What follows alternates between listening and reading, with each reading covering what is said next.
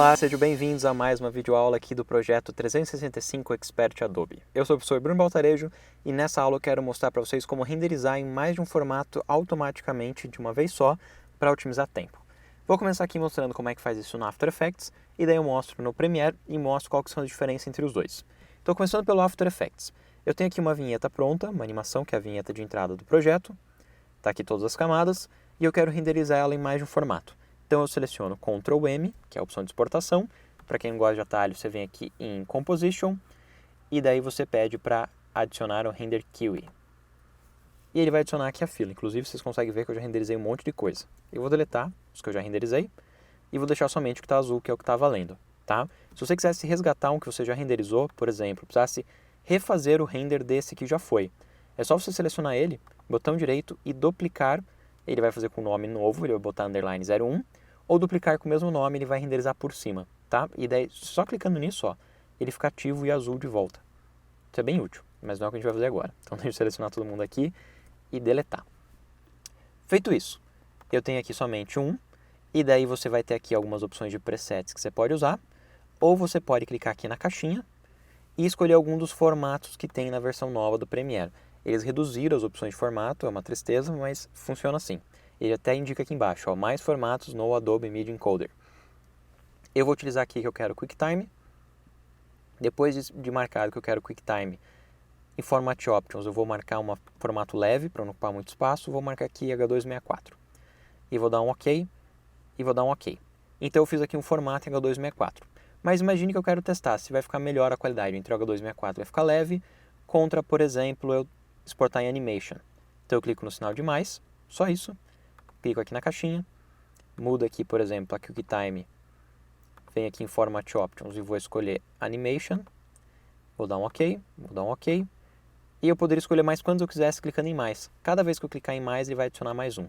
Só indico que no nome, dê alguma indicação, esse aqui é em Animation, e esse aqui é em 264. Pronto, aí eu sei o que cada um deles significa, já que os dois são .move. E é isso, daí quando eu clicar em Render, ele vai fazer os dois ao mesmo tempo, de maneira mais eficiente do que a opção do Premiere, por causa do seguinte, ele usa um sistema de render, que você define aqui em Best Settings, esse Best Setting é o sistema de render que ele vai fazer, e daí ele comprime entre essas duas opções. Se eu clicar aqui em Render, você vai ver que ele renderiza aqui, ó, frame 3, frame 4, frame 5, frame 6, frame 7, ele está renderizando cada vez um frame. Se eu abrir as opções aqui, ele vai dizendo aqui, ó, qual camada que ele está fazendo, e quanto tempo que ele está demorando cada camada, as camadas anteriores, a média, assim por diante.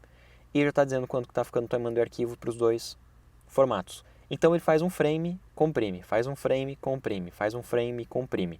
Então ele está renderizando uma vez só e comprimindo duas vezes. Eu vou dar aqui um stop, que era só para ilustrar. E daí se você quisesse usar o Premiere, que é através do Media Encoder, tá? O Media Encoder você usa para o Premiere como você pode usar para o After Effects. Como o After Effects não apresenta agora todos os formatos, se você quisesse um formato que não tem dentro do After Effects, você teria que fazer assim. Você vem aqui em Composition e daí você pede para renderizar pelo Media Encoder. Daí ele vai abrir o Media Encoder e vai aparecer na lista. Ele não apareceu aqui ainda, mas ele vai aparecer assim que ele carregar aqui nessa lista. Tá? Eu vou apagar aqui as coisas que já estavam na minha lista, só para ela ficar em branco. E pronto, demorou um pouquinho, mas apareceu ali o do After Effects. Ok, e daí se eu quisesse mais de um formato, eu venho aqui no sinal de mais. E eu posso adicionar mais de um formato. Deixa eu mostrar pelo Premiere que seria a mesma ideia. Aqui no Premiere, dou um Ctrl M para renderizar e clico em Queue para ele aparecer na lista do Media Encoder. Eu consigo ver aqui, ó, AE vem do After, PR vem do Premiere. Para eu adicionar mais de um formato, eu posso clicar aqui no sinal de mais e escolher pela lista, ou vir aqui no painel de presets, que eu acho mais legal, e, por exemplo, eu quero um formato em Vimeo, em YouTube para 1080, e no outro também, YouTube para 1080. E um formato Vimeo de 1080 também, ou 720, porque daí imagino que você não tem a conta Pro, então você só pode exportar até 720.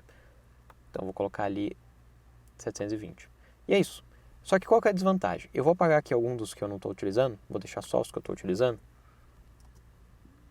Vou fazer o mesmo aqui. Opa, não é esse. Esse aqui. Ok. Quando eu clicar em Render, Eu vou começar pelo do Premiere, que vai ser mais rápido. Ele aparece aqui embaixo. Só que ele renderiza separadamente. Então ele está fazendo o render e a compressão e a compressão. Então ele está renderizando e comprimindo cada um deles. Enquanto no After ele renderiza uma vez, mas comprime duas. Aqui ele tem que renderizar 2 vezes e comprimir 2 vezes. Tá? Eles não estão fazendo sempre o mesmo frame. O que vai dar diferença no tempo de render um pouquinho comparado com After Effects. Tá? No caso aqui, como eu estou renderizando o Premiere, então não teria nada a ver eu pensar no After Effects. Mas esse aqui que eu estou trazendo o After para renderizar aqui, se eu fosse renderizar o mesmo formato, conjunto de formato que eu poderia renderizar pelo After, ele vai ser um pouquinho mais eficiente fazendo isso pelo After do que pelo Media Encoder. Porém, a vantagem é que o Media Encoder ele permite formatos que não tem dentro do After Effects. Por exemplo, o formato H264. Por algum motivo eles deixaram no After Effects o ponto move da QuickTime H264, mas formatos muito comprimidos eles pedem para mandar pelo Media Encoder. Ele não suporta mais os formatos nas versões antigas. Isso é bem legal para quem é usuário antigo, que está acostumado a mandar pelo After Effects como H264 e agora mudou para a versão nova, tem que ser pelo Media Encoder, ok? Bom, espero que vocês tenham gostado, que tenha esclarecido muitas das dúvidas de vocês. Se tiverem novas dúvidas, sugestões, coloquem ali embaixo nos comentários, #ensinaí, e a gente se encontra no próximo vídeo. Até mais!